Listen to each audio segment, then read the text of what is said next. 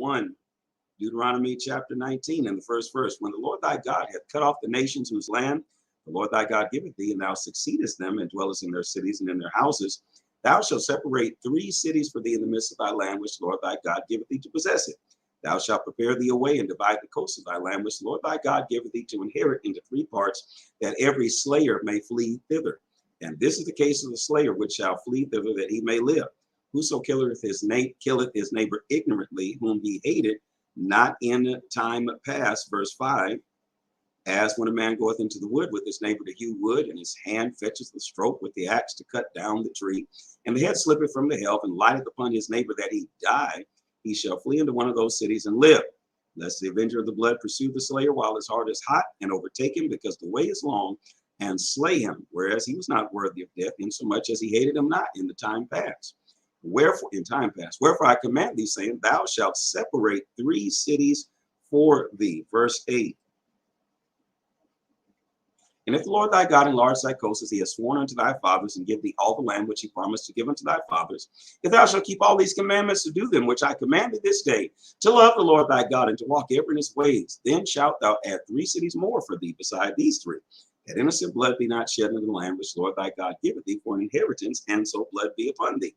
But if any man hate his neighbor, and lie in wait for him, and rise up against him, and smite him mortally, that he die, and fleeth into one of these cities, verse 12, then the elders of the city shall send and fetch him thence, and deliver him into the hand of the avenger of the blood, that he may die. Thine eyes shall not pity him, but thou shalt put away the guilt of innocent blood from Israel, that it may go well with thee. Thou shalt not remove thy neighbor's landmark, which they of old time have set in thy inheritance, which thou shalt inherit in the land that the Lord thy God giveth thee to possess it. One witness shall not rise up against a man for iniquity or for any sin, and any sin that he sinneth. At the mouth of 2 or 3 witnesses, or at the mouth of 3 witnesses, shall the matter be established. Verse 16. If a false witness shall rise up against any man to testify against him that which is wrong, then both the men between whom the controversy is shall stand before the Lord, before the priests and the judges, which shall be in those days. And the judges shall make diligent inquisition. And behold, if the witness be a false witness, and hath testified falsely against his brother, then shall ye do unto him as he had thought to have done unto his brother. So shalt thou put away the evil from among you.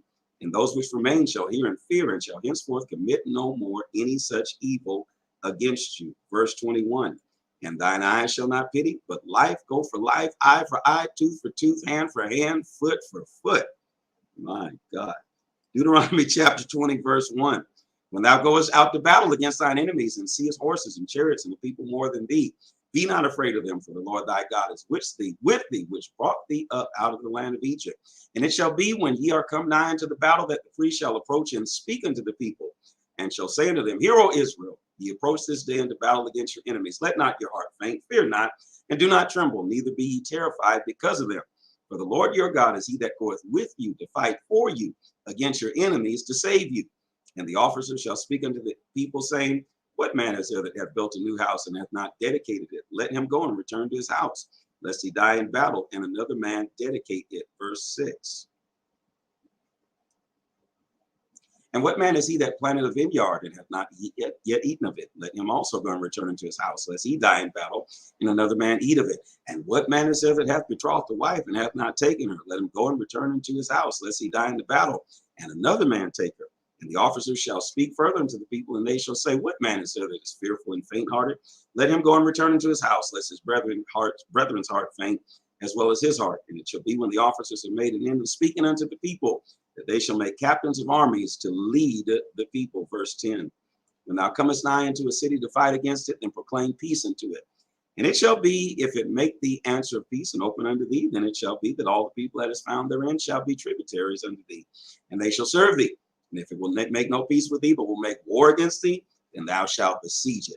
And when the Lord thy God hath delivered it into thine hands, thou shalt smite every male thereof with the edge of the sword. But the women and the little ones and the cattle and all that is in the city, even all the spoil thereof, shalt thou take unto thyself, and thou shalt eat the spoil of thine enemies, which the Lord thy God hath given thee. Verse 15.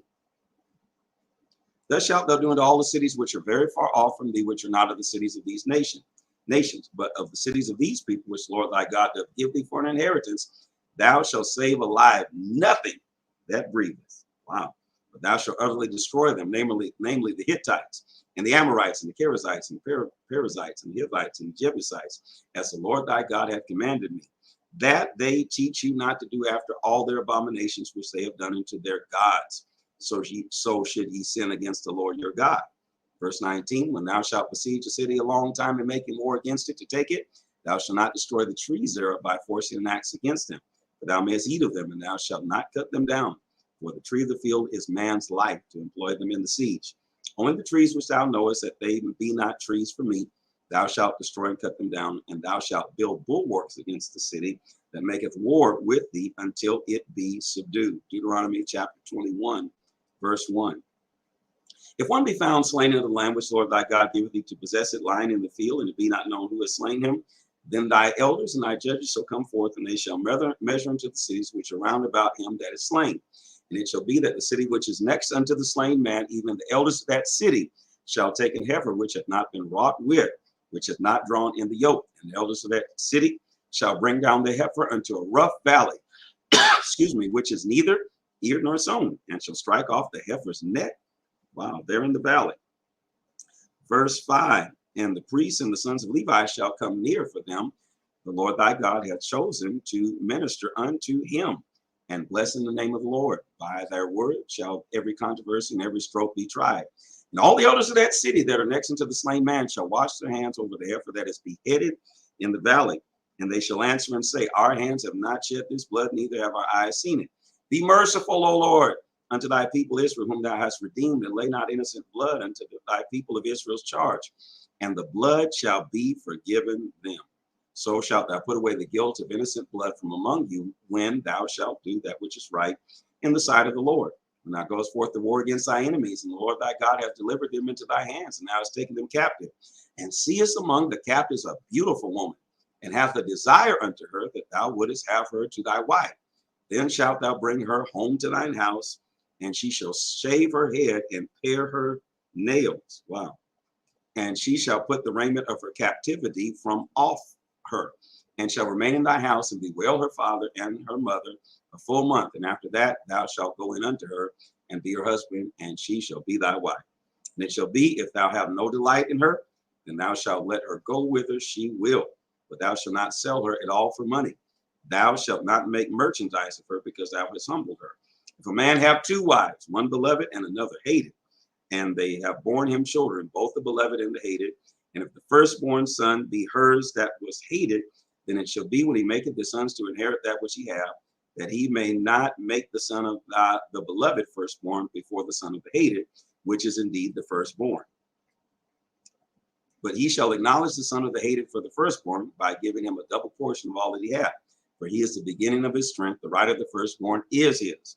If a man have a stubborn and rebellious son, which shall not obey the voice of his father, or the voice of his mother, and that, when they have chastened him, will not hearken unto them, then shall his father and mother lay hold on him, and bring him out unto the elders of the city, and to the gate of his place. Verse 20. And they shall say unto the elders of his city, this our son is stubborn and rebellious. He will not obey our voice. He is a glutton and a drunkard. And all the men of his city shall stone him with stones, that he die. Wow. So shalt thou put away evil from among you, and all Israel shall hear and fear. And if a man have committed a sin worthy of death, and he be to put to death, and thou hang him on a tree, his body shall not remain all night upon the tree, but thou shalt in any wise bury him that day. For he that is hanged is accursed of God, that thy land be not defiled, which the Lord thy God giveth thee for an inheritance.